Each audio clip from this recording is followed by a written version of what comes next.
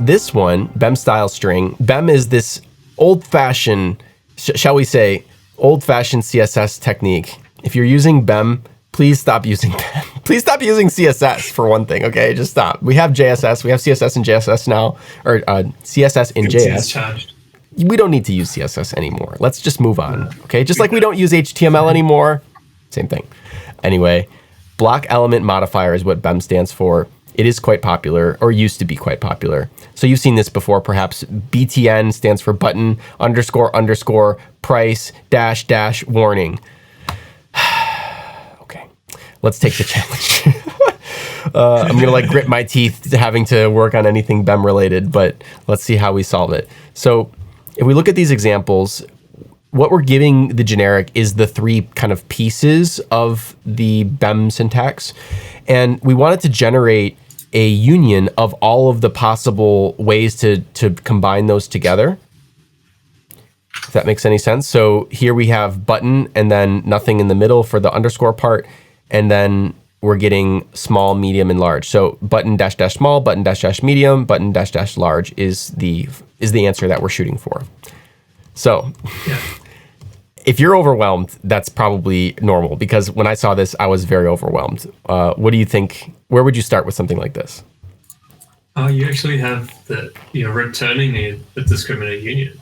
Mm-hmm. All the variations of it. Okay.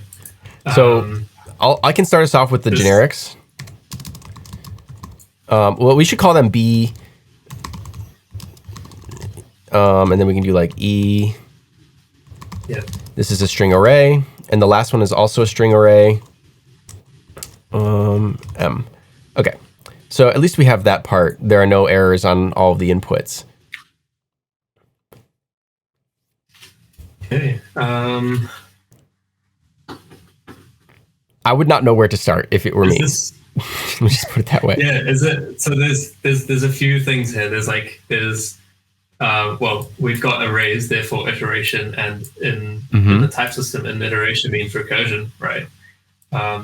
So we've got some recursion to do here. We need an accumulator to keep a count of these. All right. So there's a trick. Here's the trick.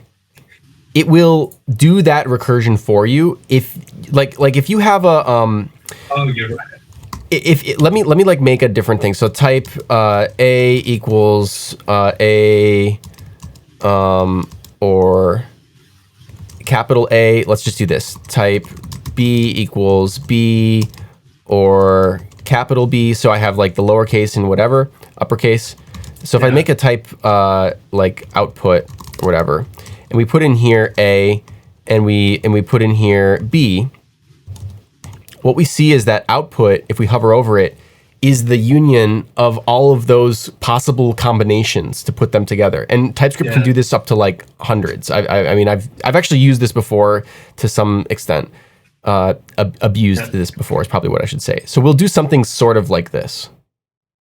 Does that work with arrays as well? If you leave that example there, if you like convert that to like that, that's what we have here, right? I don't know. Let's check. Now I'm curious. Nope. No, that's just a tuple. Well, I mean, what if we said you're saying like that? Did I screw it up? Is this not what you were? Oh, you're saying what if you had arrays in there? Yeah. Okay, exactly what it was, but otherwise, the array is not assignable to string. It has to be something that can be a string to put it in there.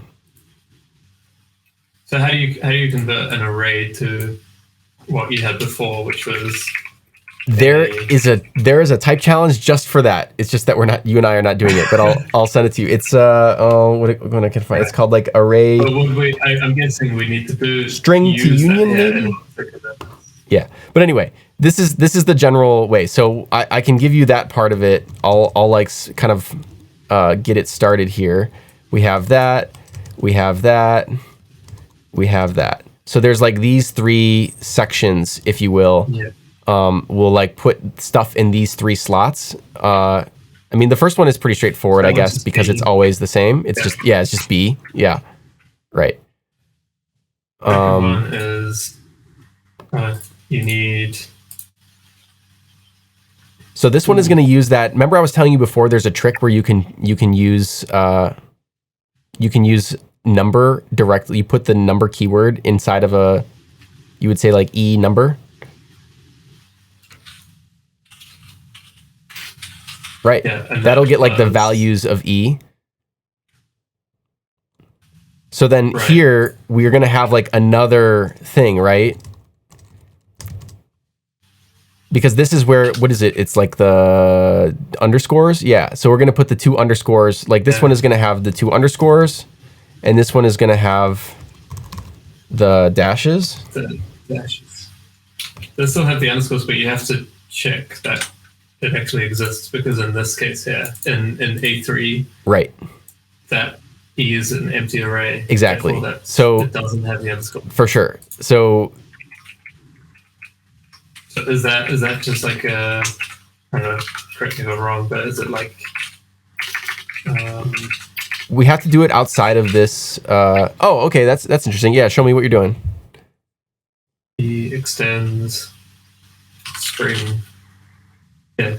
We could check. Okay, so it doesn't have anything. It's just, I can answer that one. We can just do this, and that will trigger a true case if E extends an empty array. You're trying to do something like this. Array, yeah. I guess yeah. Well, I mean, I was looking at the. Well, you don't need this then. You don't need E number here. Ah, right. Oh, yeah. I'm sorry. You got it. So if E isn't. Yeah. Okay. Yep. And then, so if it's an empty array, then you just return nothing, and otherwise you go and return what we had before. Right. E number. Yes. I'm gonna remove. There's actually like a wrapping. We can get rid of that like wrapping thing here. So same thing here. Oops. Oh right. Yep. Same thing there, because you've got that. And then you can probably pull this out into a utility. I think that'll do it. Yeah, that does it. So it seems like a really wild one. Like when I first saw this, I was like, oh man, how many hours is this gonna take? But the solution is pretty lightweight, honestly. Yeah. If only you could tie this into your actual CSS as well, then it would actually be useful. Oh, let's not get the CSS people excited, okay? It's my little stick. There is a thing I wanted to show another example that I found, or like alternative solution here. Why is it screwing up my formatting? Okay, well, whatever. Let's just erase that. So I just called this thing. Probably thing is a bad name.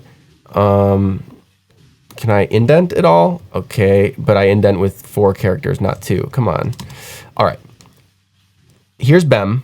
This is the same thing we had before. B, okay, that part's the same. And then we're doing thing E, and then passing in this guy, thing M, and passing in this guy. So this is basically I just pull that into a utility.